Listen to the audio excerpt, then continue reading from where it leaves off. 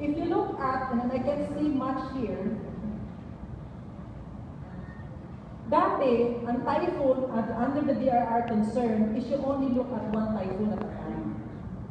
But if it is a climate change concern, you have to look at the change in variability and the numerous typhoon that might occur.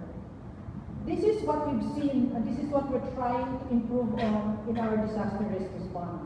But initially, because, especially on your development and zoning, amoy na matikda nga mo na isa ka ka problema sa disaster response is that the use of the 5%, the 30-70%, a portion of that cannot be used, but it cannot be used on emergency, right? It can be used on proactive planning like climate change adaptation. So, you already have actually money with you.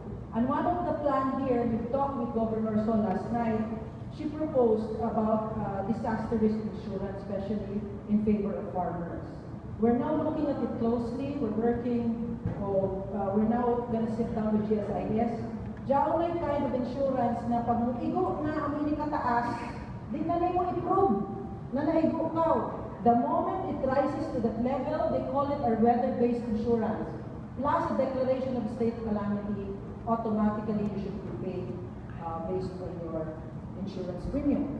What we're looking at here is not probably on the cost of damage, but if let's say your income annually is 1 million, and you insure 5% of your income, that could be the basis of payment in your insurance. Para din dadong ka mo mapilay ba sa panahon na maigo ka mo. So, without much further ado, I think we should go to the best part of why I'm here.